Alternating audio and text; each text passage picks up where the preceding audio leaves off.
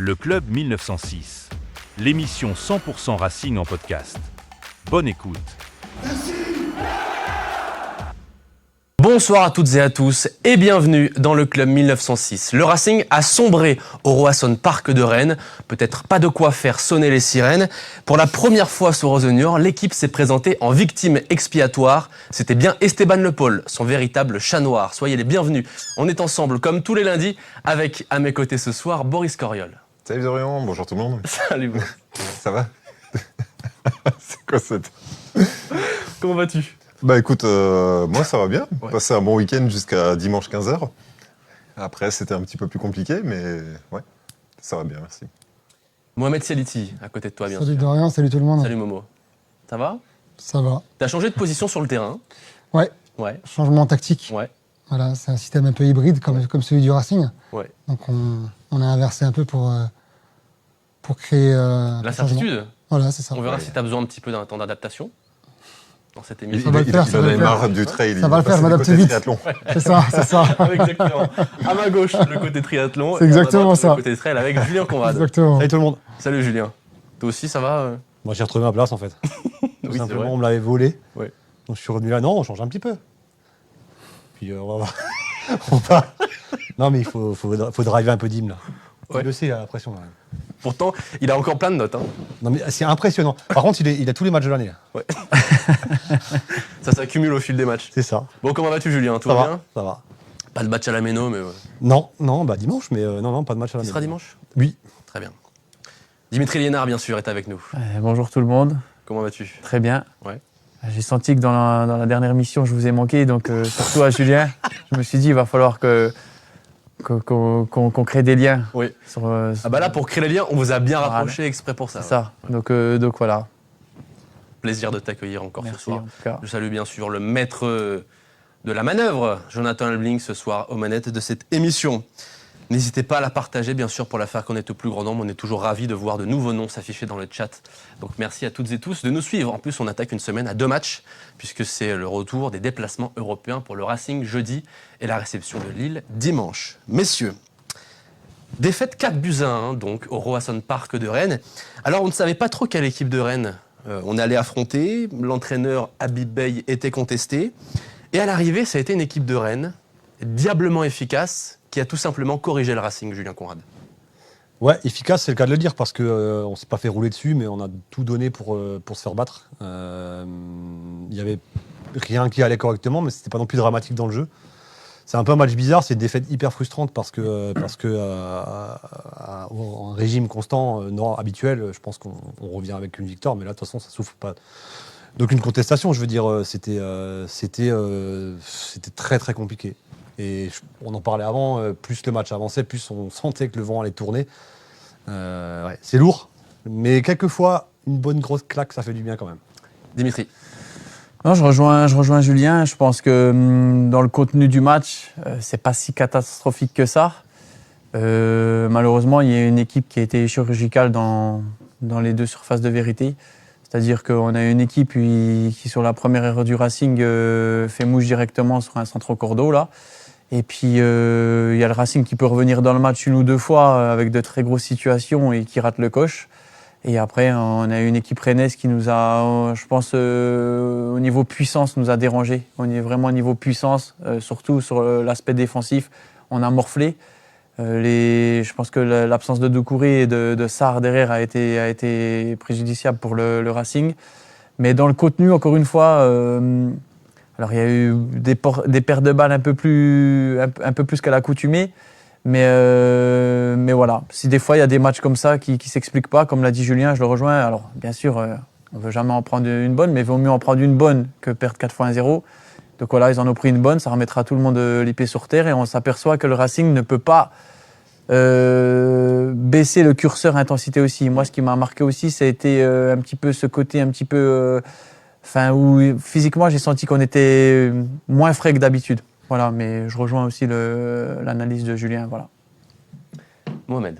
Moi, je trouve que le résultat, il est sévère. Il ne reflète pas du tout la physionomie du match. 4-1, pour moi, c'est quand même cher payé.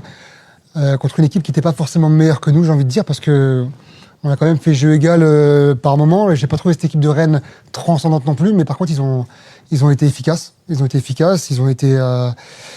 justes dans les zones de vérité. Ça a été des tueurs.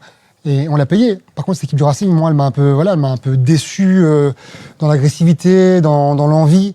Je trouve qu'on avait du mal au milieu de terrain à donner un peu le tempo. Et puis, on a les absences de cadres dans l'axe qui ont manqué. Pas oublier Omami Délé, Sarr et Doucouré, qui sont quand même des patrons de la défense ou du milieu de terrain défensif. Et aujourd'hui, Strasbourg, c'est une équipe qui est attendue. Rennes était dans une position compliquée. Soit on les achevait, soit on les relevait. Malheureusement, on les a relevés. Donc cette équipe-là, elle est aussi belle à voir jouer parce que ça reste quand même des gros noms du championnat. On en a parlé avec Dimitri pendant le match. Ça reste quand même une belle équipe de Ligue 1 qui avait du mal à trouver ses automatismes. Maintenant, voilà, je préfère perdre 4-1 une fois que 3 ou 4 fois 1-0. Boris. Le Racing, comme d'hab, on est fort dans les relances. Dès qu'il faut relancer une équipe, on est toujours là pour le faire. Mais plus sérieusement, dans le match, j'ai l'impression de faire un match de FIFA. Quand j'en discutais avec mon fils, tu as deux équipes qui se valent, en tout cas sur le papier, quand tu regardes les derniers matchs, et tu comprends pas pourquoi l'autre, il t'en met 4 d'un seul coup. J'ai bien aimé le FIFA, ouais, c'est pas mal scripté. Des fois, tu domines tout le match et tu prends. Ouais, c'est pas mal. J'ai bien aimé. C'est exactement Boris, ça. Parce ta que comparaison. sur le match, franchement, à part les buts où on passe à côté systématiquement, il y avait de quoi. Enfin, la mi-temps, ça aurait pu être de partout. C'était pas un scandale.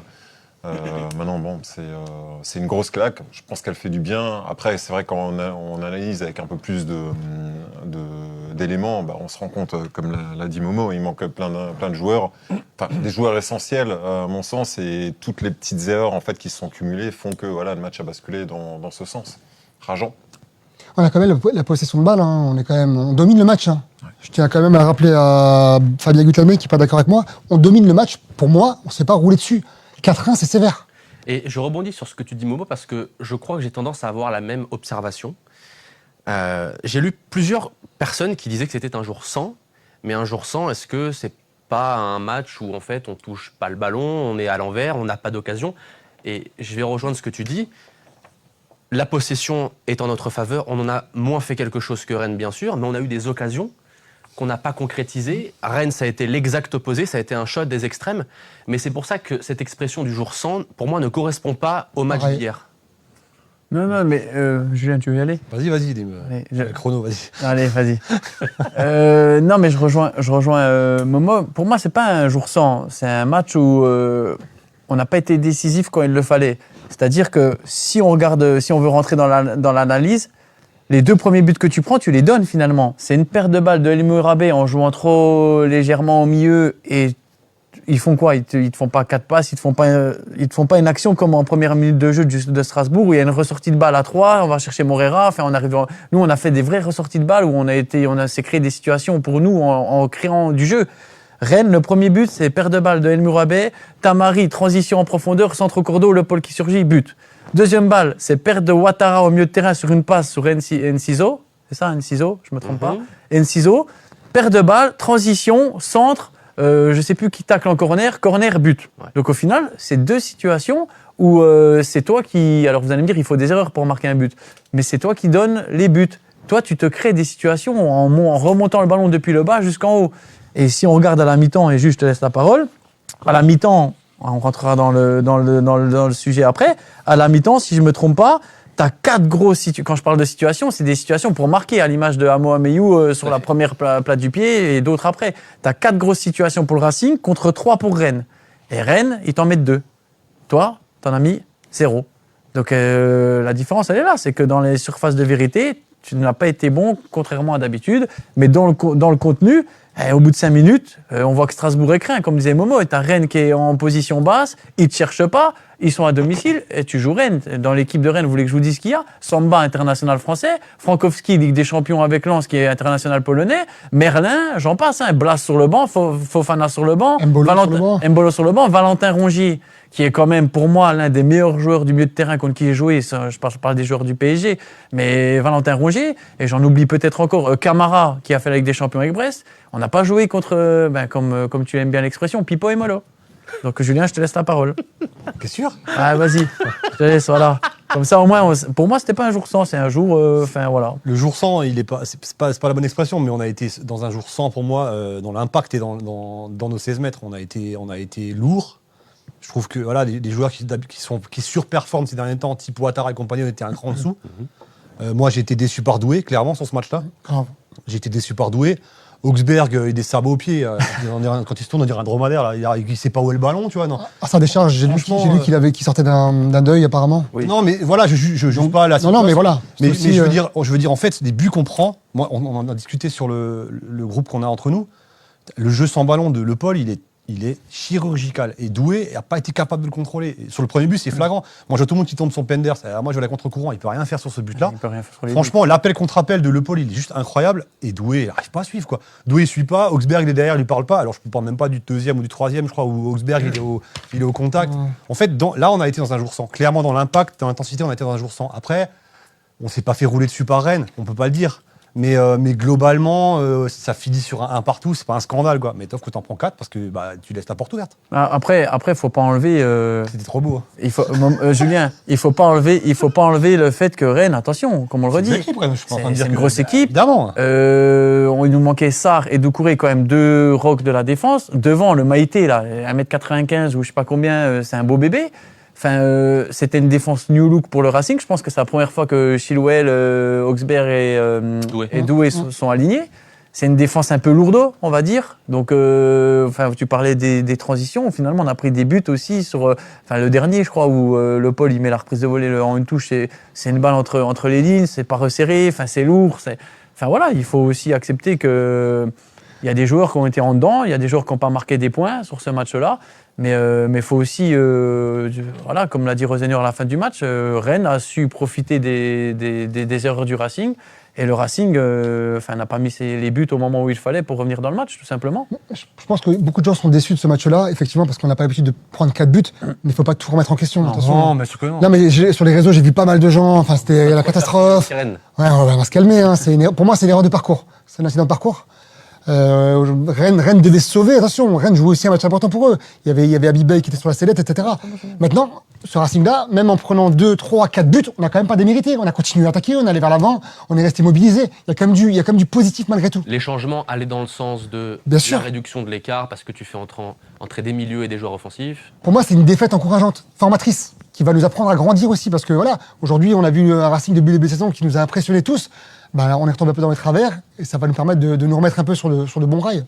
Oui, Dimitri en parlait. Rennes a profité des erreurs du Racing parce qu'ils sont allés chercher en individuel à la relance du Racing et ont récupéré des ballons au milieu, notamment sur 2 Strasbourgeois qui ont peut-être été en deçà de ce qu'ils montrent habituellement, Samir El Mourabé, Abdoul Ouattara, qui sont les 2 coupables, entre guillemets, sur les pertes de balles sur les 2 premiers buts. Ouais, El Mourabé, je trouve que c'est vraiment son plus mauvais match depuis le début de la saison. Et on le sent, dès qu'il est vraiment en forme, c'est lui qui dynamise le milieu, c'est ce qui nous manquait.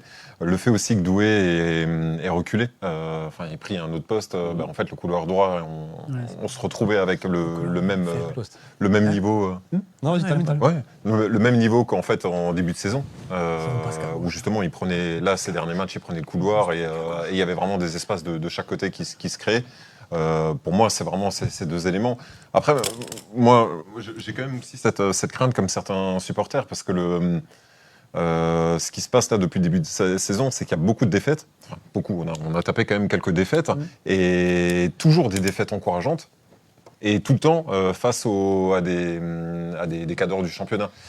Donc à un moment, tu te poses quand même des questions, même si le jeu est beau, il y a la réalité du terrain et des résultats. Donc c'est clair que moi, ça me fait plaisir de voir le Racing jouer comme ça. Mais si on ne prend aucun point face aux 10 premiers... Est-ce qu'on ne serait pas 3 joueurs, c'est ça, Boris ? Ouais, il y a peut-être un problème. Tu vas changer ton fusil d'épaule. Toi, tu penses qu'il faudra s'adapter en voyant que les résultats ne suivent pas, on va modifier sa façon de penser ? Et la façon de jouer peut-être sur certaines choses. Parce qu'on est peut-être effectivement trop joueurs face au gros du championnat. Il y a réellement en tout cas une question à se poser par rapport à ça. Parce que quand tu vas... Parce que Boris, pour rebondir sur ce que tu dis, encore une fois, même la deuxième mi-temps, et après on y reviendra peut-être plus précisément, si tu prends les 4 buts qu'on prend, en deuxième mi-temps, j'ai marqué encore une fois 4 grosses situations pour Stras, 2 pour Rennes. Et ils font mouche.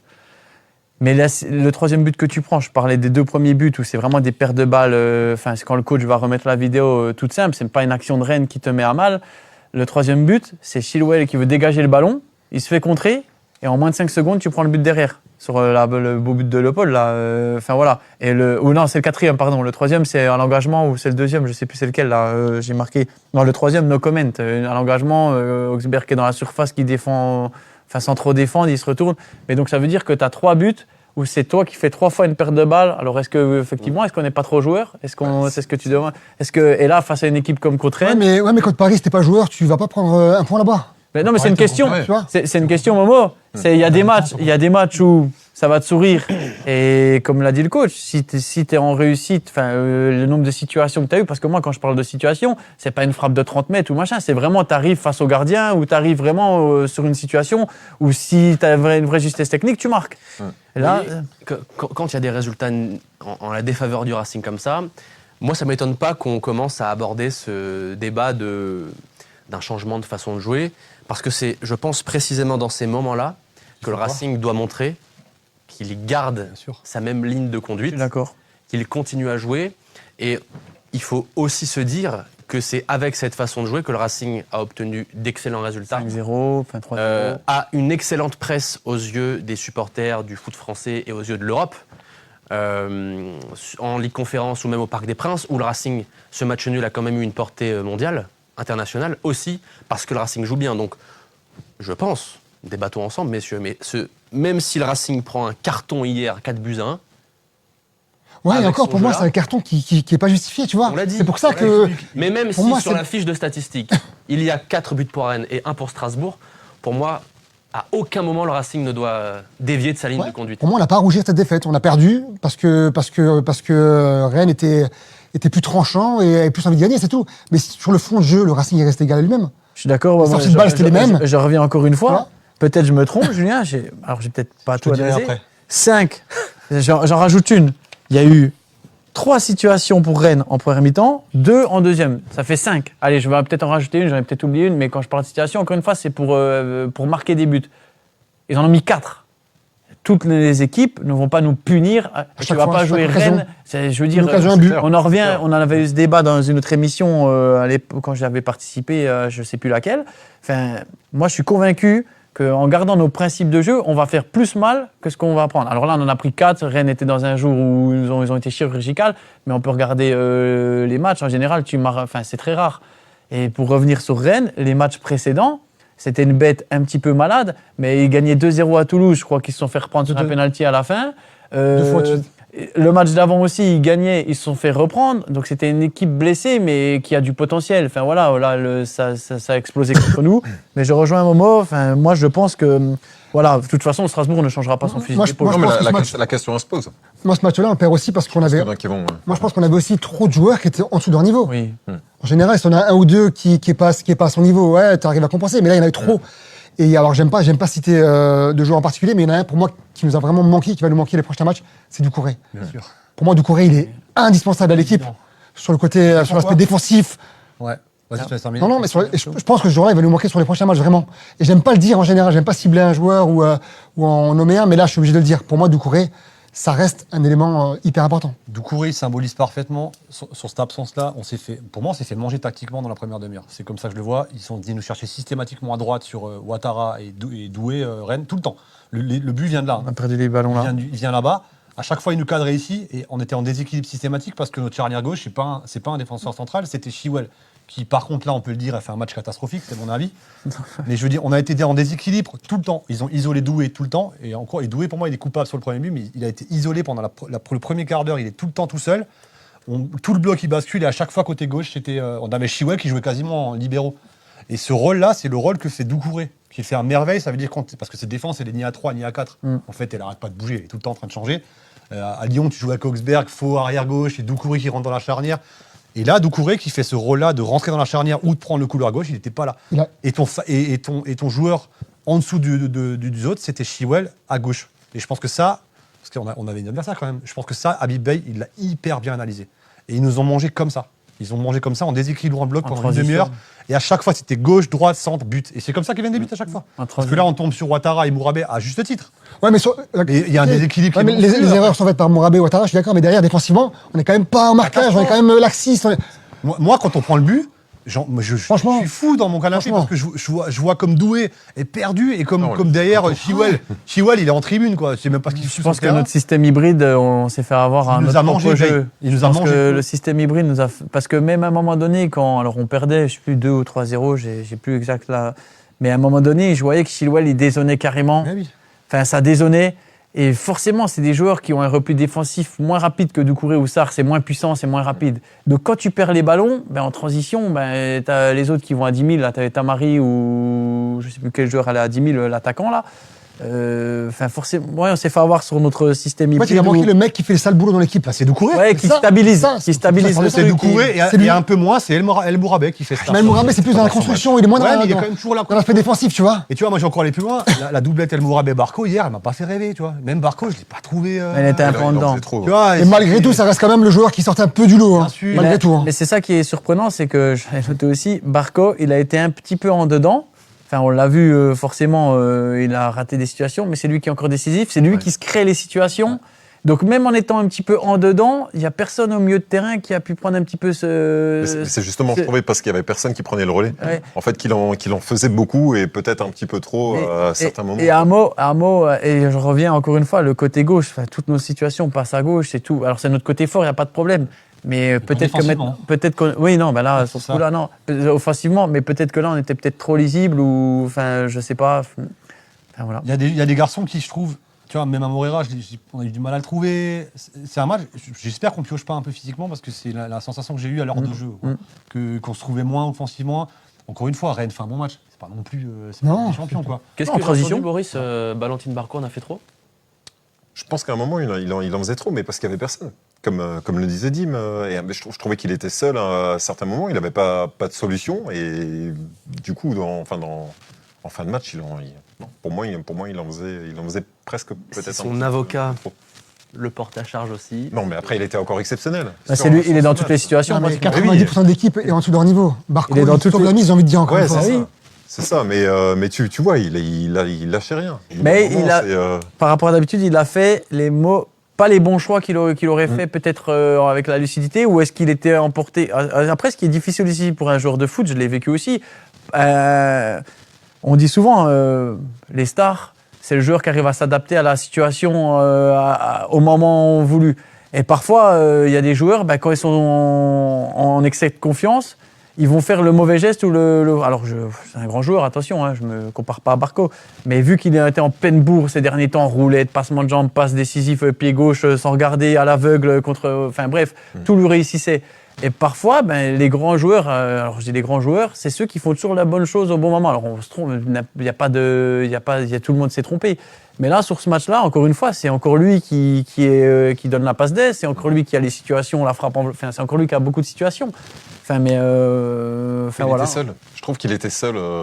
Même Moreira, moi j'adore ce joueur. En général, c'est Moreira qui donne la pulsion. Et Là, on l'avait pas. C'est-à-dire, je t'ai Moreira, en écrit, général, c'est le détonateur un peu. Je l'ai trouvé emprunté physiquement. Quand tu parles de fractionner, Moreira, c'est l'exemple parfait, tu vois. C'est dur, là. Il peut Je l'ai trouvé accélérer à n'importe quel moment et il l'a pas physiquement. Est-ce que le été. coach, hein. il faudrait pas, est-ce qu'il Mais- faudrait pas le faire souffler un petit Ouais, peu. mais là, on en arrive au chapitre 2, c'est qu'aujourd'hui,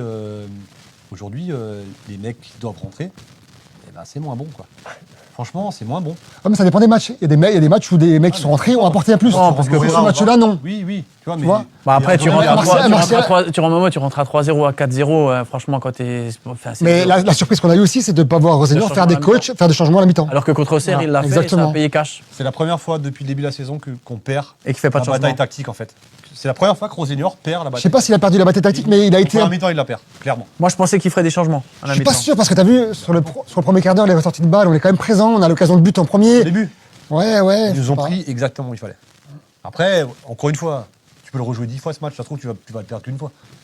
C'est vraiment là, t'avais rien pas. En fait, ce qui est frustrant, c'est que Rennes nous a pas marché dessus. En fait. C'est ça On qui a est- juste eu 10 minutes, on a vraiment eu 10 Ça, minutes de le flottement. flottement après le but. De la 10 à la 20, on a eu vraiment un flottement absolu. Et puis attendez, les gars, quand vous revenez de la mi-temps, que tu te dis que le coach il remet tout, il a Julien, tu as été coach, tu essaies de remobiliser les joueurs. But. Non, mais tu essaies de remobiliser les joueurs, Momo. Tu mets quelque chose en place. Engagement, tu prends un but casse-croûte ou t'es abattu. Tu dis, mais qu'est-ce que vous faites? Tu vois ce que je veux dire? Parce que le plus important, c'est le 3e but dans le football. Hein. Quand tu prends un but comme ça ou l'autre, ils font rien au final. Ils s'appuient sur toi, ils s'enroulent, ils la donnent. Enfin, les gars, tu vas pas prendre un but comme ça. Tu reviens de la mi-temps. C'est une erreur de concentration. Parce que c'est Augsberg qui défend. Augsberg, il est très bon dans l'anticipation, pardon. Il sait lire la profondeur.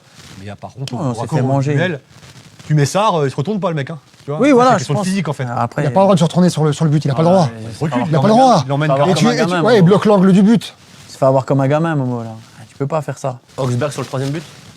Sur le 3e but, je regarde dans mes notes, j'ai marqué no comment, trop tendre. J'ai même pas envie de débriefer l'action. Je me suis dit, tu peux pas faire ça. Tu reviens, tu reviens, enfin, tu prends un but comme ça, honnêtement, c'est pas possible. Il y a aussi un joueur qui a disparu, hein. On n'en a pas parlé ces derniers temps, mais le Maréchal.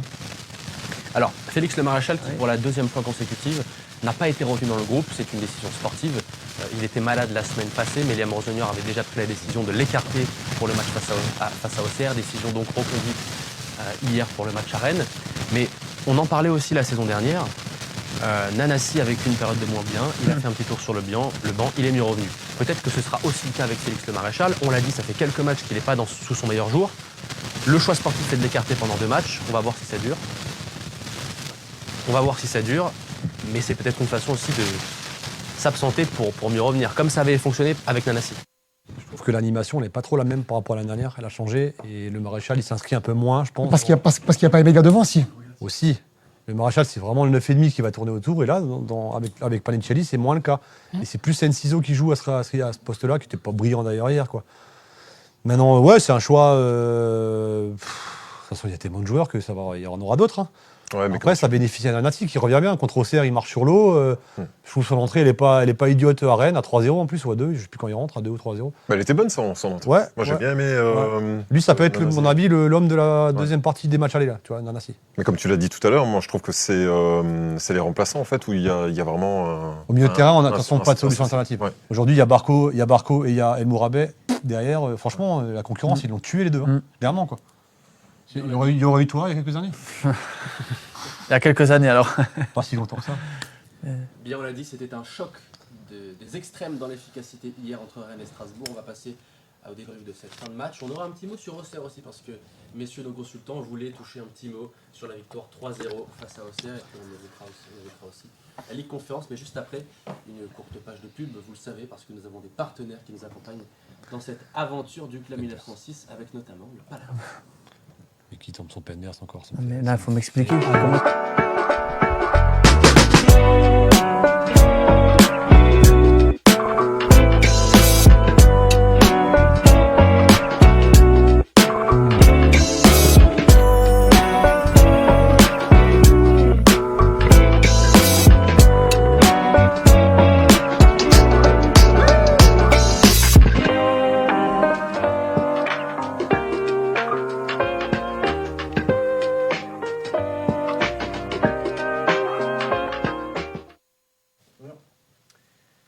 Bien, en tout cas, Rosenauer, il n'était pas forcément fâché, mais il était plutôt fataliste après cette défaite. Voici ce qu'il a dit en conférence de presse. Ils ont été meilleurs dans les 2 surfaces. On pouvait faire des différences, mais on a pris plusieurs mauvaises décisions. Non, je ne suis pas fâché. C'est la pire défaite depuis que je suis au club. Ça nous remet à notre place et ça va nous permettre d'apprendre. C'est ce que tu disais, Momo, en début d'émission. Exactement. Il vaut mieux prendre une fois 4-0 que 4 fois 1-0 et ça peut nous permettre d'apprendre. Important pour la suite aussi. Je pense qu'il a tout résumé. Encore une fois, ce coach, moi, je peux qu'aller dans son sens. Il reste juste dans ses analyses, malgré la défaite. Victoire pareil. Et il a été juste dans ses mots. Tout ce qu'il dit, c'est vrai. C'est vrai. C'est une défaite qui nous fait mal, parce qu'on était bien, on était dans une belle dynamique, etc. Mais c'est une défaite qui va nous servir par la suite. Entraîneur donc plutôt fataliste, Lucas Augsberg était également sur ce ton-là. Un mot quand même sur la réduction de l'écart du Racing à la 77e minute. Barco, il est décisif. Il lance Nanassi excentré gauche. Nanassi qui marque d'un pointu comme face à Auxerre la semaine passée. Ouais, moi, je l'ai dit tout à l'heure, l'entrée de Nanassi, je trouve qu'elle a vraiment fait du bien et ça fait un bien fou de le voir arriver en forme comme ça, parce que franchement, je m'inquiétais en début de saison. Il nous avait tellement ébloui l'année dernière. On s'est dit, avec la trêve la trêve estivale, on attendait quand même à ce qu'il refasse du jus et se relance. Et là, ça fait du bien de le voir revenir, quoi. C'est un super joueur et méritant. Et comme d'hab, Barco, toujours impeccable dans ce qu'il fait. Jolie passe pour Barco. C'est une publicité pour Barco. Ouais. Bon, moi, je l'aimais bien avant toi. Je préfère quand même le dire. Toi, c'est Petrovic, enfin. Ouais, non, mais voilà. Mais Nanasi, il a payé son arrivée très tôt, sans trêve, l'année dernière. Il a été dans le rouge après la trêve hivernale. Et là, il va revenir. C'est là que Rosenior est fort et intelligent. C'est qu'il prend le temps de lancer des jeux. Il a fait pareil avec Amo Ameyo, il a pris du temps. Le Maréchal l'année dernière n'a pas joué au début. N'oubliez pas. Mais il a le fait une fin de Maréchal, saison incroyable l'année dernière. Ouais, mais carrément. Et Nanasi, je pense que ça va être une vraie solution alternative aussi. Après, ça reste un joueur offensif. On en a beaucoup. Moi, c'est plus un cran derrière que je suis un peu inquiet. C'est vraiment milieu de terrain, à la récup, à l'animation, que ça va être plus compliqué. Mais Nanasi contre Auxerre, il est fabuleux, quoi. Moi, j'ai retrouvé Nanasi du début de saison dernière. Je veux dire, il rentre, il est sur toutes les phases de construction, il y est. Que ce soit dans nos 30 mètres ou dans les 30 mètres adverses, il est à chaque fois juste la pure remise, le petit truc qui fait que personne ne voit, mais qui est tellement important. Et puis, il claque ce but, ça va lui faire du bien. Ça va être, je pense, un concurrent sérieux en titulaire. Ce but de Sébastien Nanasi, d'un pointu, c'est pas le geste technique Un Spitz. qu'on préfère peut-être dans le football, mais ça reste efficace. Attends, c'est souvent. Non, j'en ai rarement. Corner. Non, tu parles de corner, arrête, hier soir j'ai vu un festival de corner raté là. Je crois que Brest ils ont eu 72 corners, il n'y a pas eu, enfin bref. Non, le but de Nanasi, encore une fois, une très très belle construction. Une passe qui casse les lignes au départ de la gauche dans l'axe du terrain. Et on ressort bien le ballon, hein, je l'ai marqué, on fait une super sortie de balle. Alors ce but il est un petit peu anecdotique, mais l'action en elle-même est très belle. Après, encore une fois, c'est des situations qu'on a eues dans le match. Si on avait pu marquer un peu plus tôt dans le match, ça aurait été totalement différent. Enfin voilà, il est sur pas mal de situations, même contre Auxerre. Tu parlais du match d'Auxerre et il a eu une ou deux situations. Voilà, avec Barco, c'est marrant, ils s'entendent pas trop pour tirer les corners, mais apparemment, ils se font des belles passes sur le terrain. Donc écoute, mais comme je dis, voilà, comme disait Momo, c'est un match où tu peux le rejouer 10 fois, Julien aussi. Enfin, je suis pas sûr que tu le perdes. Enfin, comme je dis, les situations dans le jeu, on les a autant que Rennes. On a voire même des plus belles où en nous les construisant. Mais voilà, comme l'a dit le coach, tu as manqué de réalisme. Le plus dur dans le football, c'est de mettre des buts, puis c'est de pas en prendre.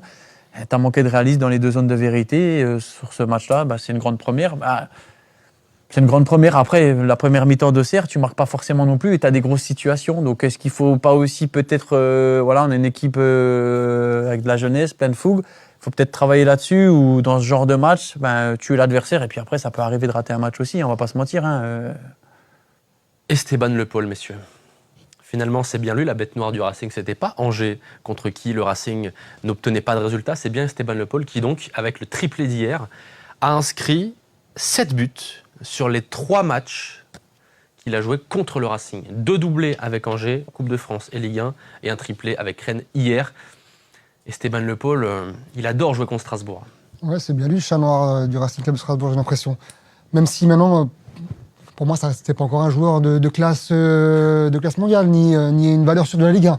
Il arrive, il était à Angers l'année dernière, il a marqué contre le Racing, il n'a pas explosé tous les records non plus. Dans les stats, il y a beaucoup de Racing. Mais contre les gros clubs, en général, il est pas toujours présent. Maintenant, voilà, c'est un joueur qui a de l'avenir. C'est un joueur qui est très bon sans ballon. C'est un vrai finisseur.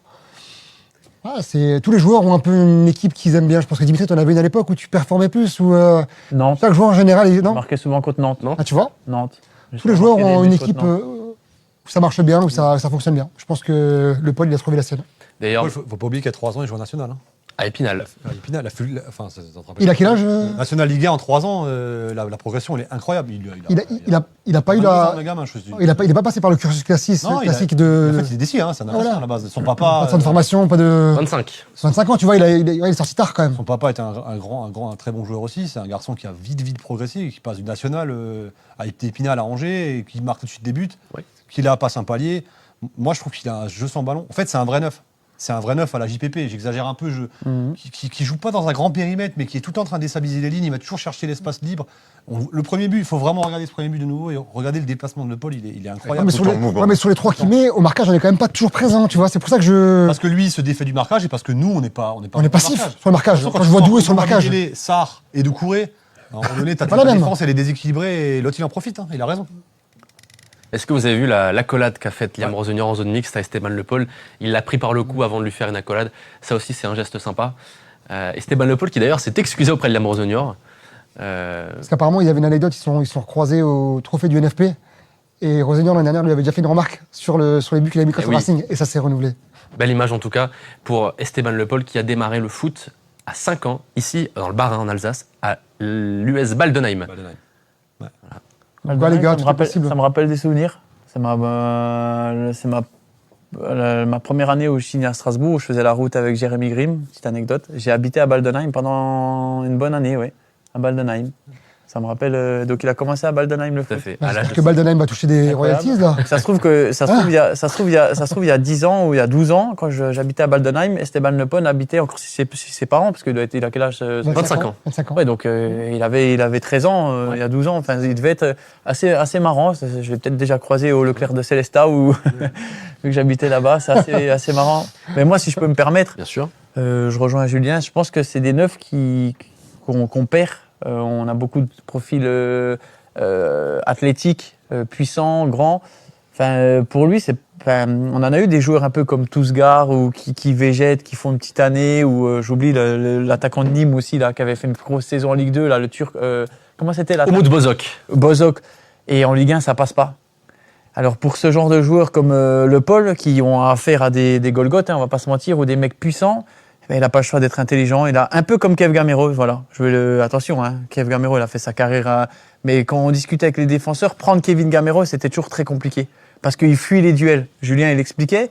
Il essaie toujours de se défaire du marquage, de se trouver des zones un peu plus libres. Et donc, je suis curieux de voir, parce que maintenant, on va, attention, entre mettre, comme tu l'as dit, faire une saison, marquer 15 buts, puis en faire 3 ou 4, parce que maintenant, il va être attendu. On va savoir que ça reste un striker, dans la surface. Mais tu vois, dans les 8 buts qu'il a mis, il a mis 3 contre Strasbourg. Donc pour moi.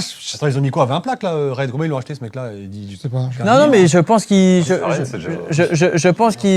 faut pas lui laisser le ballon dans la surface. C'est un peu les attaquants à la Guy Varch à l'ancienne, un peu à la. Voilà. Ah ouais. Mais par contre, c'est tout on verra sur la saison face aux matchs, les matchs un petit peu où ils vont être en difficulté, où ils seront dominés totalement, où il y aura besoin de. Enfin, on va voir, mais en tout cas, chapeau à lui. C'est un beau parcours et je souhaite encore de marquer plein de buts.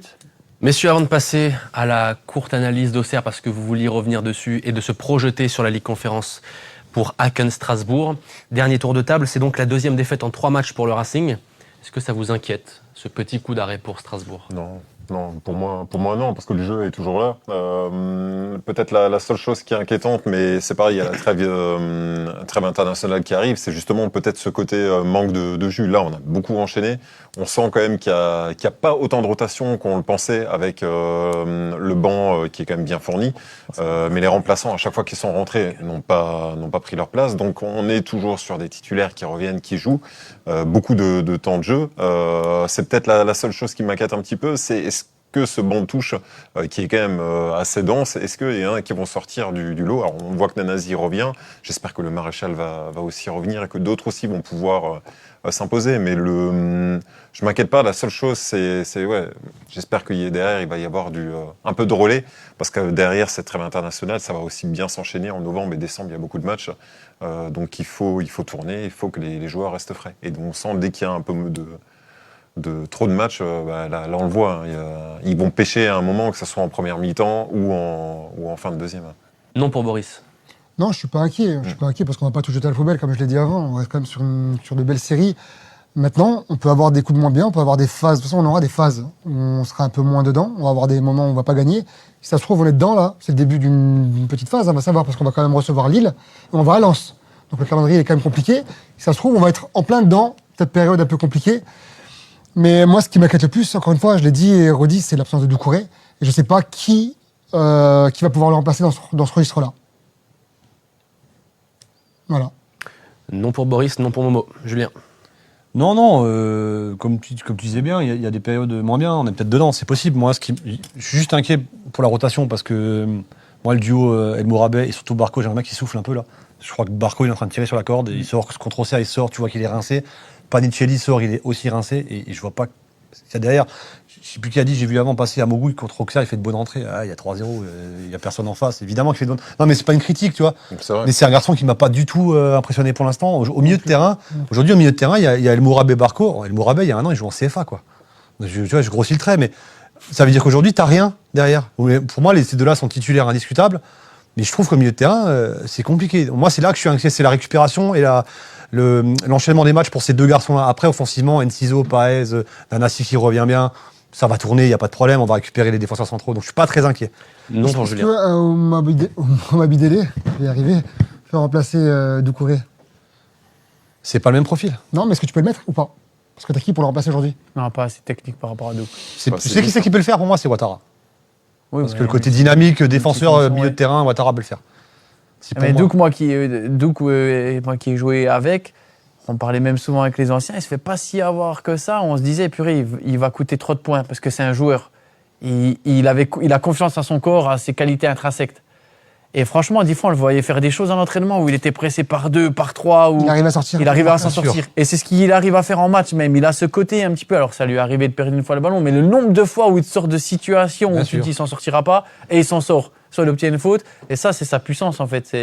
Voilà, il a une force. Et puis, il a une qualité technique au-dessus de la moyenne. Il a une puissance au-dessus de la moyenne.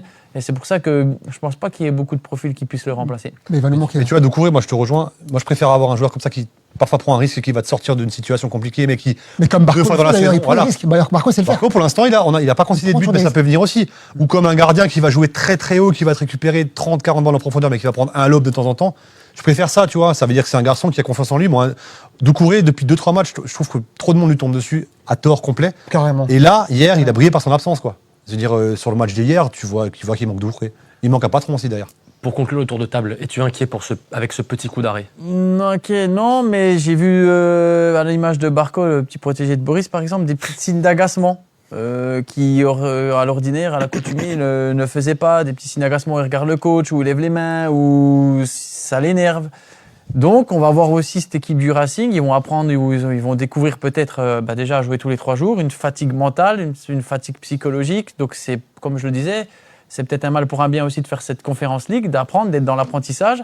Et ils vont aussi apprendre à perdre, ou des fois, parfois, à faire un match où ils pensent pouvoir le gagner et ils le perdent. Et où je vous rejoins totalement, par contre, c'est... il va falloir qu'ils fassent souffler ces cadres-là. Mais par contre, ouais, voilà. Regardez, c'est quand même paradoxal parce qu'il y a 3 semaines, on mettait en avant le banc de touche et là, on dit par qui? Non, mais, Pas au milieu, mais, tu vois, finalement, pas au milieu. Non, mais c'est paradoxal.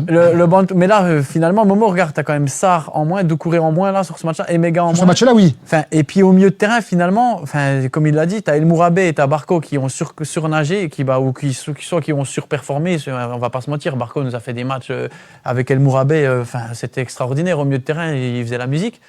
Alors, est-ce qu'eux, ils ont été vraiment exceptionnels? Et les joueurs du Racing, au final, on en demande trop. Et c'est Raphaël, Louise, là, et puis... je me suis trompé? Non, c'est Louise. Louis. J'avais carrément oublié lui. Pardon. Non, mais à Mougou, est-ce que c'est des joueurs, finalement, qui ont du potentiel, mais les autres ont tellement surperformé que, finalement, on voudrait qu'ils surperforment comme ça aussi? Mais il va falloir...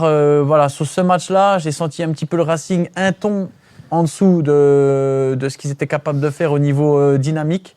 Et donc, il va falloir que certains joueurs soufflent un petit peu. Et puis voilà. Et puis, il va falloir relancer la machine. Et puis, c'est pas évident de tout le temps gagner aussi. Vous savez ce qui a manqué dans ce match aussi? Il a manqué d'un leader. Ouais, bah Sarr ou Doucouré. Non, mais la vraie leader, Emega, dans ce match-là, je suis persuadé qu'il aurait pu relancer la machine en remotivant un peu les troupes. Parce que... c'est derrière qu'il manque un leader. Non, mais ouais, mais moi je parle dans l'attitude. L'attitude, ouais. Après Momo, ça m'est arrivé aussi. Des fois, t'es con, t'es impuissant, c'est comme ça. Il y a des matchs, il y a des jours, tu peux expliquer ce que tu veux. Le jour où on va à Ajaccio, je le répète, où on gagne 2-0 et au final, on en prend 4 en 25 minutes, on prend la foudre. J'avais pas compris ce match. On prend la foudre. Insulté, les gars, là. Et t'as beau avoir des leaders, pas de leaders, t'as beau avoir tout ce que tu veux. Y a rien qui marche. Il y a rien qui. Ils n'avaient pas marqué un but dans le jeu. Ils étaient derniers. On va là-bas, on gagne 2-0, on entame super bien le match. Un coup franc de Jean-Jean, un but de Ludo, je crois. Et t'en prends 4, coup sur coup. Qu'est-ce qui s'est passé, Dimitri? Mais tu te demandes qu'est-ce qui se passe. Mais t'as l'air d'un con. T'as bon être. Enfin voilà, il y a des fois, ça s'explique pas. T'as pris la foudre et puis voilà, le match. Allez hop, remballer les trucs. Doucouré, c'est 4 matchs. Hein. 4 matchs de suspension en Ligue 1. Donc voilà, je pense que dans ce genre Oui. de match-là, tu marques pas quand il faut, tu te fais punir, et puis t'as bon être plus solide, plus fort, plus que tu veux. Enfin voilà, c'est un match qui a pas tourné dans le bon sens, mais c'est un match dur à digérer parce que tu en prends 4. C'est Dimitri, aussi un match référence. tu as ravivé les mauvais souvenirs d'Ajaccio. Oui, Ah, Ajaccio, c'était. oui. Tu as ravivé les mauvais souvenirs d'Ajaccio. Là, on a. Ça reste encore dans les mémoires. Bah oui, et puis même pour les supporters, je crois qu'ils s'étaient fait malmener, les pauvres. Enfin voilà, C'était c'était. joué, je crois. Ça s'était pas très bien passé, mais non, je me souviens que ce jour-là, si je me souviens bien, j'étais sur le banc avec Adrien Thomasson et Lucas Perrin, Si, avec les cheveux longs. pour tout vous dire. Et on se dit à 2-0, je me dis, c'est bon, ça va rouler comme sur. Vous voyez, comme quoi le football, des fois, et en 20 minutes, 4 buts, coup sur coup, et enfin voilà, tu comprends pas pourquoi. Donc voilà, ce match face à Rennes, je pense que tu peux le rejouer une dizaine de fois. Je pense que dès au bout de 7 minutes, s'il y a un moment où il enroule ce ballon dans le petit filet, c'est plus du tout le même match. Alors on peut refaire tout le match. Je crois qu'il y avait hors-jeu sur cette action d'ailleurs. Il y avait hors-jeu. Je pense qu'il y avait hors-jeu. Enfin bref, mais le nombre de situations d'Orient, on le répète. Momo a parlé de la possession. Au-delà de la possession, tu as les situations plus que Rennes. Enfin, eux, ils ont été voilà, comme l'a dit le coach. Il y a 2 zones de vérité. Ils ont été meilleurs dans les zones de vérité, tout simplement. Messieurs, il nous reste un petit quart d'heure d'émission. Évoquons la victoire d'Auxerre acquise en milieu de semaine dernière et puis la projection sur la Coupe d'Europe parce que la Coupe d'Europe reprend ses droits. Mais juste après une seconde page de pub avec notre autre partenaire, Vinci Immobilier.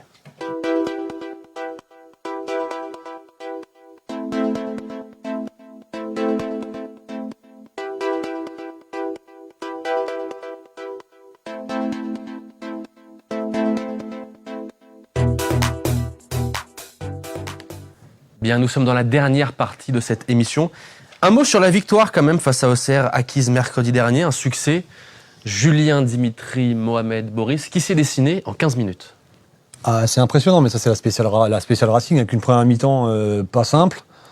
Bon, avec le bus, la RATP et tous les métros de Paris d'Auxerre garés devant le but. mais blague à part, le retour des vestiaires, il est assez fou, quoi. Je veux dire, les ajustements tactiques de Rosenior, une fois de plus, ils payent. Alors encore une fois, contre pas une grande équipe, mais une machine bien relancée. Donc c'est bien. Moi, je suis content pour Nanassi. Et puis c'est une victoire qui était belle, avec une ambiance particulière, par contre. Enfin, moi, je faut quand même le dire. Hein, d'habitude, je suis un peu plus loin, mais là, j'étais très près de la tribune ouest. Ça fait pleurer. Hein. Même si t'essayes, t'y arrives pas. Dimitri, en quelques mots, cette victoire large acquise face à Auxerre. On a eu un petit débat en off avec mes amis où en fait j'ai pas pu voir le match en direct. Donc je l'ai mis en replay. Samedi soir, j'ai regardé le match, mais bon, mes amis m'avaient dit que le match était... La première mi-temps était pénible à regarder. Donc je me suis dit, je vais me mettre le match, allez, je vais me servir une petite bière ou... Non, je plaisante. Je suis en préparation de travail, donc... Et alors? Non, mais mais moi, Ça l'empêche, lui oui, mais moi je veux performer. Et alors? Je performe aussi. Tu passes la ligne d'arrivée, tu performes. Qu'est-ce qu'on s'en fout? Non, et donc je me suis dit, je vais m'ennuyer un petit peu, petite trêve de plaisanterie. Et finalement, encore une fois, donc c'est là que je dis que peut-être que le Racing doit progresser là-dessus. Quand ils peuvent tuer l'adversaire, il faut le tuer. Un peu comme contre Angers. À la mi-temps, je me suis dit, je vais m'embêter. Enfin, finalement, il y avait eu 5 très grosses situations pour le Racing et on était à 0-0. Mais quand je parle de situations, encore une fois, c'est vraiment des situations hors normes. Hein.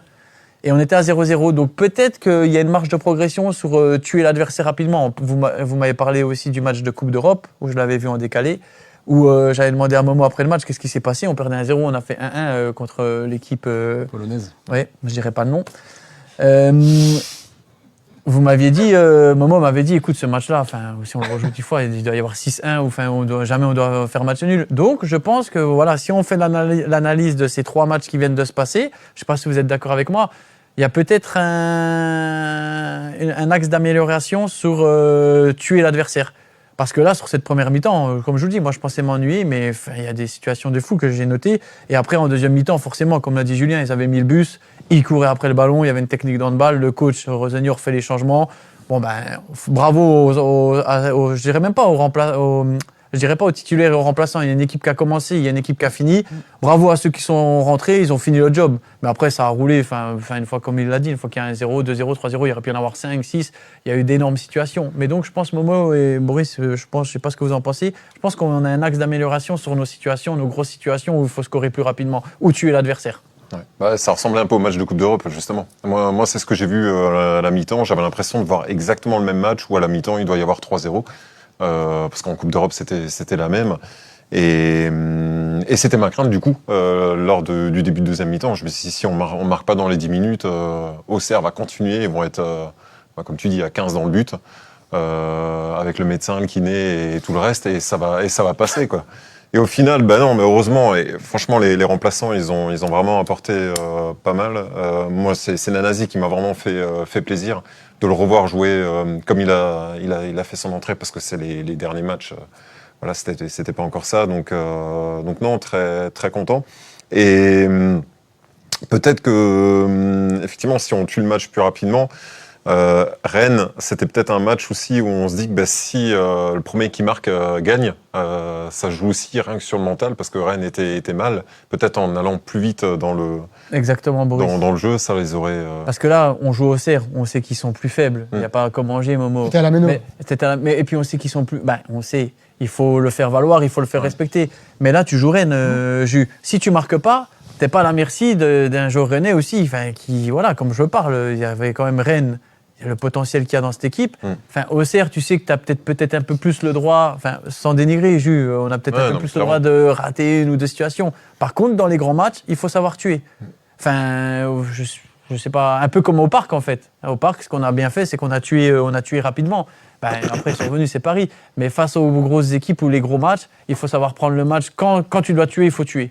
Voilà, dans tes moments, c'est souvent ce que les coachs nous disaient, dans les moments un peu plus pénibles, il faut savoir faire le dos rond, essayer de limiter la casse. Mais quand tu es dans tes bons moments, il faut tuer. Et tu l'as très bien dit, Rennes, c'est ce qu'on a mal fait. Messieurs, est-ce qu'on est bon sur les débriefs? Est-ce qu'on peut se projeter sur la Coupe d'Europe? Momo. Oh, c'est pas grave, c'est secondaire, t'inquiète pas. Je pensais que tu avais dit ton mot. Non, c'est bon, j'ai rien à dire sur ce match aussi. C'est vrai? Mais quoi dire de plus? La première mi-temps, elle était soporifique. J'étais au stade et je me suis fait chier. On n'est pas d'accord. Hein. Non, mais en fait, si, vous êtes d'accord. L'ambiance, c'est l'ambiance. D'accord.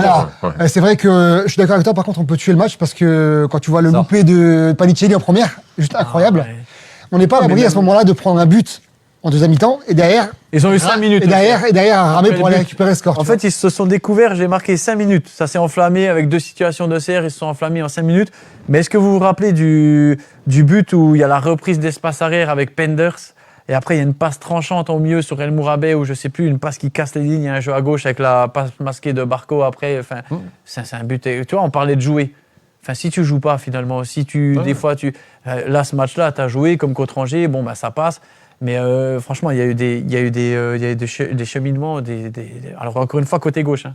À chaque fois, c'est des côté gauche, mais il y a des. C'est vrai que ce match-là, on doit le tuer plutôt dans le match, en première mi-temps notamment. Mais moi, j'ai trouvé la première mi-temps qui manquait de rythme. Alors on a dominé les débats, on a eu les occasions les plus franches. Mais je trouve que dans l'ambiance, dans le rythme du jeu, c'était pas la meilleure des mi-temps que j'ai vu. Et notamment Louis, c'est ça, qui était juste à contre-courant du match, qui jouait tout vers l'arrière, qui ralentissait le jeu. Et je pense que je l'ai trop observé. Et c'est ce qui a fait que le match était moyen pour moi. Je l'avais en caméra isolée. Ouais, mais c'est vrai, c'était ouf. Le premier. Julien, mais après, vous voyez, pour le joueur qui parle là, en fait, on se met à la place du Paris Saint-Germain, par exemple. Ils vivent ça pratiquement tous les week-ends avec un bus, un bloc bar. Ils ont joué Nice là. Après, ils ont Dembélé, Doué, Kra. Mais ils ont des stars. Ouais. Vous vous rendez compte ce qu'ils doivent faire pour user l'adversaire, pour après créer des espaces. C'est-à-dire que des fois, c'est vrai, alors plus maintenant, ils ont un peu plus à un moment donné, on se disait, on s'endort devant les matchs du Paris Saint-Germain parce que ça fait une technique un peu de handball. Forcément, en Ligue 1, on sait tous courir 60 minutes, 65 minutes, vite, on se déplace. Mais au bout d'un moment, tu te déplaces peut-être un peu moins vite. Et c'est ce que aussi le Racing a fait contre Auxerre, a fait contre Angers.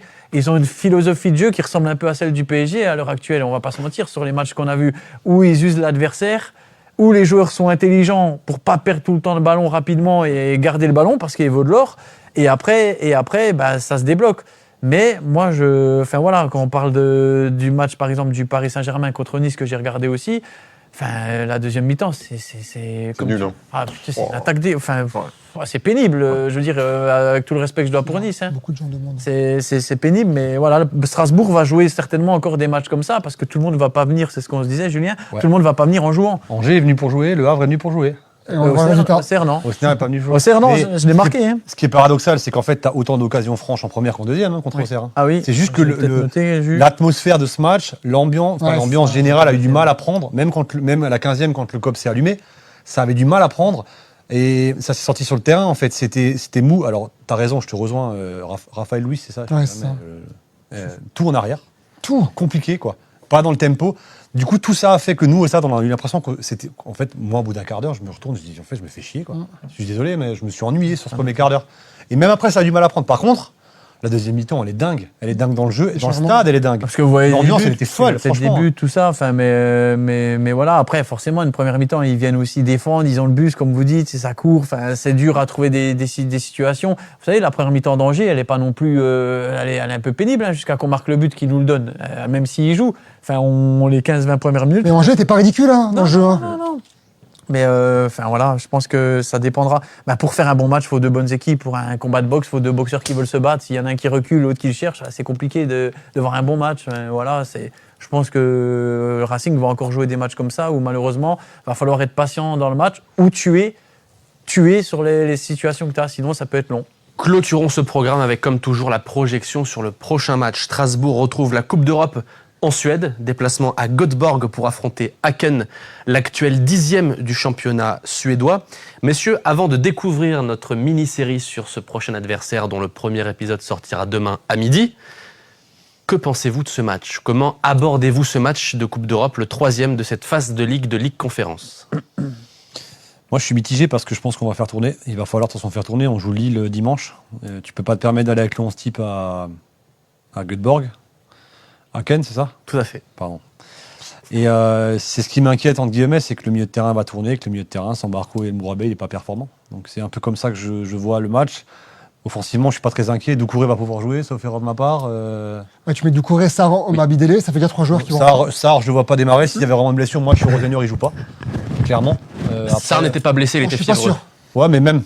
Je pense Je qu'il va sais faire pas, ça. tu vois, mais ça veut dire que si tu retrouves ta charnière, tu es déjà plus rassuré. Moi, c'est toujours pareil, c'est le milieu de terrain qui m'inquiète un petit peu. Maintenant, il faut rester confiant. Sur le papier, ça reste une équipe qui est de notre portée. Hein. On est même, je pense, supérieur à eux. Je veux dire, aujourd'hui, en termes d'effectifs, ça devrait passer. Dimitri. Oui, enfin, je rejoins Julien. Je pense qu'il faut pas, faut jamais bâcler un match. Ça reste un match de Coupe d'Europe. C'est toujours particulier, comme je vous l'ai dit, c'est des atmosphères très particulières. Maintenant, je pense que dans la tête du coach, alors il aborde ce match-là, mais il vient de perdre un match en championnat. Le championnat est très très serré, très très homogène devant. Je pense qu'il a le match de Lille aussi dans la tête à préparer. Là, c'est un déplacement. Je ne sais pas combien de temps il faut pour aller à Häcken. Là, c'est un nom de Street Fighter, ça. Ayuken. Je savais qu'il y avait un truc dans ça. T'es pas loin. Merci Julien. Tu vois. Non, mais c'est pas mal, hein. De temps en temps. Les jeunes ne comprendront pas. Ouais, merci Momo. Ça remonte, hein, c'est à l'ancienne, hein, la Mega J'allais Drive. dire, et tout, tu vois Street Fighter, t'as compris. Tu dis, toi, tu dois pas connaître. On parlait d'Alcim. De nom, tu vois, vaguement. Non, mais D'Alcim. Dalsim, ouais, avec les grandes jambes, là. Voilà, Oh, désolé, gars. non, mais pour revenir en étant plus sérieux, je pense que le coach, il a aussi le match de Lille à préparer dans sa tête et donc il y a le déplacement. Je pense qu'il va se prendre un petit peu la tête parce que il vient de prendre une claque. Il veut aussi performer contre Lille. C'est pas n'importe qui en face. Donc voilà. Le stade sera rempli contre Lille ou pas? Non, pas encore là. Si, il est plein, il ouvre, là, ça y est, là. C'est contre Lille. Contre Lille. Voilà, j'ai vu passer aussi en même temps un message de quelqu'un qui disait que c'est plus la méno de ce qu'on a vécu par le passé. J'espère qu'avec cette reprise, avec cette nouvelle tribune, on va avoir une belle ambiance. Pourquoi je vous dis ça? Je suis tombé sur quelqu'un qui a fait un très beau montage sur YouTube là, qui me concerne. Et franchement, quand je parle des supporters, quand je parle de cette méno, quand je parle des Alsaciens, je parle vraiment avec le cœur et de l'ambiance extraordinaire, phénoménale. Et c'est vrai que ça nous manque. C'est vrai que ça nous manque et qu'on aimerait bien retrouver une méno. J'ai vu passer un message où il disait c'est vrai que quand je vois Lens jouer hier, l'atmosphère, l'ambiance, quand tu vas au Vélodrome, quand tu vois ces gros stades français qui nous ont marqués durant toutes ces années, ça serait bien qu'on retrouve Strasbourg avec cette ambiance-là et que tous les gens parlent aussi de ça. Alors j'espère qu'avec cette tribune-là, on revivra les matchs aussi à la télé avec beaucoup de... Ça va pousser différemment. J'espère. En tout cas, c'était aussi une petite dédicace au truc que je t'ai dit, Momo, là, le reportage que j'ai vu là, qui m'a donné des frissons en tout cas. Häcken Strasbourg. Moi, j'imagine, je pense qu'il y aura un gros turnover. Je vois au moins la moitié d'équipe changer, moi, voire plus. Ouais. Par rapport à ce match-là. Déjà, la défense, Je pense qu'on va revoir l'Irlandais. Doucouré va jouer au milieu, tu vois. Doucouré qui peut jouer, il va revenir. c'est sûr et L'Irlandais, certain. le Français. Certain. On va revoir Martial Godot l'Ivoirien, qui va jouer, quasiment sûr. Je pense que Raphaël Luiz va jouer. le Portugais. Donc je pense qu'il y aura au moins minimum 6 à 7 joueurs. Hmm. Et je pense que les joueurs qui vont jouer sont en capacité de battre Aken. Boris. Ouais, moi, je rejoins Momo. À part la défense, je pense qu'on sera quasiment sur les titulaires. Sur le reste, je pense que ça va changer. Et il faut changer. Faut que Barco se repose un petit peu avec les autres. Sinon, on va le perdre sur la fin de saison, ça c'est sûr. Mais je m'attends quand même à un match normalement à notre portée. Mais ça va être compliqué parce que les remplaçants, pour l'instant, ne nous ont rien montré. Et aujourd'hui, il va falloir qu'ils s'imposent un petit peu sur le terrain parce qu'on ne peut pas toujours faire entrer Panicelli, compagnie à la 60e pour faire scorer le match, quoi. Il ne faut pas oublier que Lille joue aussi jeudi en Coupe d'Europe. Donc, Où ça? Contre qui? Belgrade. Là-bas ou pas? Là-bas. Là aussi, donc voilà, donc on aura deux équipes qui se déplacent. On aura Lille qui aura un déplacement en plus encore à venir chez nous. Enfin, même si avec le TGV, tout ça, ou l'avion, ça va très vite. Mais c'est des choses à prendre en compte quand tu es footballeur. Et voilà, c'est des choses à prendre en compte. Ça, c'est le côté invisible. Ils viennent direct, ce que j'ai lu en plus.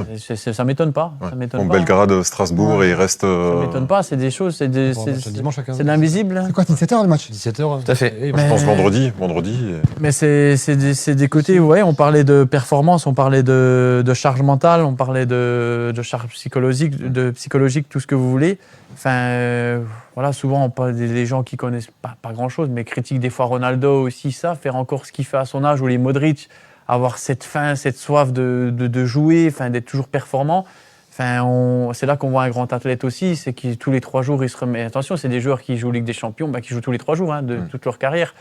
Et donc ça, franchement, c'est des choses quand on parlait d'apprentissage, les nouveaux joueurs, là, les jeunes joueurs, alors attention, il y a tout ce qui va avec maintenant, les infrastructures, Boris, tu fais des choses de l'extrême, toi, avec l'Ironman, mais c'est des choses aussi à prendre en compte, c'est une découverte. Quand Varane arrête sa carrière parce qu'il dit qu'il y a trop de matchs ou que c'est compliqué, la charge mentale, psychologique, faut pas oublier que c'est pas des machines, ça reste des hommes comme la personne qui se lève le matin pour aller travailler. Enfin, des fois, quand tu te lèves pour aller travailler, tu as un côté un peu moins bien, ou tu as des jours sans, ou tu as une fatigue. Et donc voilà, c'est une découverte. Et puis, on va voir qui sera capable de jouer tous les 3 jours. En parlant de découverte, les amis, si vous ne connaissez pas encore grand-chose sur ce prochain adversaire Aken, pas de panique, nous avons prévu, comme toujours, une mini-série sur le prochain adversaire du Racing en Coupe d'Europe. Premier épisode demain midi, deuxième demain soir sur le jeu pratiqué par Aken. Et comme toujours aussi, le 3e épisode sur la forme actuelle du club suédois. Ce sera mercredi soir. Vous en saurez davantage et vous serez prêts à aborder comme il se doit ce choc européen entre Aken et Strasbourg. Messieurs, 19h32, 34, c'est l'heure du classement des pronostics. Avec toujours Mohamed Sialiti en tête de ce classement. Tu peux l'acheter un petit week-end. Je talonne Mohamed avec 4 points. Alors, on a tous pris des points sur la victoire face à Auxerre acquise la semaine dernière. Pour Rennes, tout le monde a soit donné match nul, soit victoire Racing, donc personne n'a marqué des points sur ce classement. Pas de réaction sur ce classement? Vous êtes toujours dans l'esprit de compétition. Julien, ça va? Moi, je suis là pour débriefer, je suis pas là pour faire un truc comme ça, là. Jusqu'au moment où le prénom Julien sera tout en Il a été là, la première fois de l'histoire, il était en haut. Le reste, je laisse les miettes aux autres, moi. Et c'est Mohamed qui avait remporté le suivant. Merci de le rappeler. Le suivant, Ouais, tu resteras le aligné. deuxième. Aligné. C'est vrai. Mais t'es bon en pronostic, toi. Donc Non, toi, ça veut absolument rien dire, hein, T'es sur le coup mais d'un alors, soir, toi. je vais- C'est ça, non, mais je vais donner. Non, mais moi, j'ai gagné l'année où il y avait personne, en fait. On m'a dit qu'il combattait dans le désert. C'est vrai, t'étais au Au marathon des sables. Voilà, Ah, effectivement. quand j'ai gagné. C'est vrai. T'étais pas là. Maurice, c'était même pas encore là tout court. Souvent, c'est la chance, Jonathan, la chance des débutants. C'est ça? footballistiquement, ça casse pas 3 pattes à canard. Julien dans toute sa splendeur. Moi, j'ai gagné Ouais. par hasard. Très bien. Mais je m'en fous, j'ai gagné. Bon, le principal, c'est de participer. C'est ça, c'est les ce que je fais, là, regarde, c'est les un point. places- c'est les phrases Moi, je bateau. suis un ça, passeur. vraiment, le Une principal, phrase c'est de perdant, ça. Non, moi, je suis un passeur, je suis pas un buteur. Messieurs, je crois qu'on a fait le tour. On va saluer notre ami Maxime Brenner qui vient d'être papa une seconde fois ce lundi. La petite Charline est venue au monde. Elle va bien. La maman aussi. Le papa aussi. Donc voici une nouvelle auditrice du Club 1906. On embrasse bien sûr ta petite famille Maxime. Et on t'embrasse. À bientôt. Messieurs, on a fait le tour. Non, on n'a pas fait les pronos. Vas-y. Je commence Vas-y. 2-2. On n'a pas dit que c'était le premier qui devait commencer. Ah, pardon. Mais bon. Aken ou Lille? Aken. Ah, Ken, on dit, moi je suis sur l'île là. Ah hein. non. c'est pour ça. Mais les amis, le prochain match, c'est qui? Aken. Ah, ça compte Un peu de sérieux. Ah, ça compte. Ah Vas-y, Mao. Victoire 2-1. 1-2. 1-2. Boris. 0-2. 0-2. Je suis le dernier, moi je parle le dernier. Bon, très bien. Foutu de ma gueule. Ouais, très bien. Dimitri. 1-3. 1-3. Jonathan. 1-3 pour Jonathan. Et enfin, Julien, s'il daigne de donner son pronostic. 1-2. 1-2. Je suis la traditionnelle coupure de la 37e, quoi. La traditionnelle coupure du temps additionnel du Club 1906. J'étais en train de donner mon pronostic et je disais 0-2. Donc, messieurs, à nouveau, nous sommes presque unanimes en donnant une victoire du Racing. Il y a seulement Julien qui donne un match nul. Et je crois que ça. Ah non, c'était Lille, moi, le match. Ah oui. J'ai dit 1-2, là. Ah oui, très bien. Donc alors, on est tous Comme unanimes. Mohamed, parce que moi, Sur j'écoute victoire. les gens qui savent. Voilà. C'est pour ça que j'écoute pas le gouvernement. Ça n'a rien à voir là-dedans. Bien, messieurs. Est-ce qu'on a fini? On a fait le tour. Lille, on parle pas, non? Pas de pronostic pour Lille. Tant Bah, qu'on y est. Lille, on donnera pronostic dans l'émission de vendredi. Ah, ok, donc tu donneras pas ton pronostic. Voilà comment on est reçu. Et à Aken, juste une petite question Oui. comme ça, c'est un stade fermé ou stade champêtre? Faudra voir les émissions pour ça. Alors, faudra voir évidemment la mini-série. Tu n'as pas les réseaux sociaux, mais on t'enverra la vidéo avec grand plaisir. Aken, qui a un stade pour son championnat et qui, pour correspondre aux normes de l'UEFA, joue dans un stade différent pour la Coupe d'Europe. Son stade en championnat, il est seulement de 6300 places. Ah ouais. Ok. Et il va évoluer jeudi pour la Coupe d'Europe Ouais, c'est dans un Copenhague. stade de 18 000 places, le Gamla Ullevi, qui est un stade ouvert, qui est un stade donc de 18 000 places et qui n'a pas l'air d'être si champêtre que ça. Très bien. Voilà. Non, c'est important quand tu arrives dans des endroits où c'est un stade, Coupe de France ou un vrai stade de foot, c'est différent. Voilà, c'est des Je repères pense que aussi. ce sera moins hostile que le dernier match à l'extérieur. Je pense. Au Slovan Bratislava. Ouais, je pense. Mais Bratislava, c'était un super stade. Ouais, mais c'était plus hostile, je parle. Ah Je oui, sais. d'accord, Je pardon. pense que là, ce sera un peu moins hostile. Aken, c'est moins. Enfin, les supporters sont moins connus pour. Le Slovan- bah, vous allez le Bratislava, voir. c'était du plus. Kabbalah. Oui, vous allez le voir dans la mini-série. Aken est un club qui a un vécu moindre sur ça. le plan européen, C'est ça. qui est moins référencé sur la scène européenne, qui n'est pas un cadre de son championnat, au contraire du Slovan Bratislava, qui était Non, le non, non. Paris Saint-Germain de Slovaquie. Voilà. Les amis, je crois qu'on a fait le tour, pour de bon. Je suis en train de me demander si ce genre d'équipe-là, ils vont avoir un genre de numéro 6, tu sais, comme dans sur le site de Vidal. Là. Comment il s'appelait là, celui qui... Comment il C'est s'appelait soirée jeux vidéo ce soir, dis donc. Il est parti sur Marek- FIFA. Marek Il est parti sur FIFA au départ. Comment ça Zangief. Zangief. Ah, c'était le militaire russe, ça, non Zangief. Il doit y avoir un mec un peu. Zangief. De quoi il parle? Je me sens pas à ma Street place. Fighter, ouais, mais t'étais bébé. Génération Z, Génération Z. Zangief, c'est De ça. quoi il parle, ces messieurs? Ah, purée. T'as pas connu tout ça. Et non. Pour apprendre à connaître. T'as avancé, tu faisais que d'avancer dans le truc. Tu jouais en latéral. Boum, boum, boum, boum. Bien, messieurs, merci encore à toutes et tous d'avoir été là ce soir. Merci à tous ceux qui ont donné leur pronostic et qui continuent de nous suivre dans ce programme. Merci Jonathan Lebling pour la réalisation de cette émission. Julien, Dimitri, Mohamed et Boris. Boris.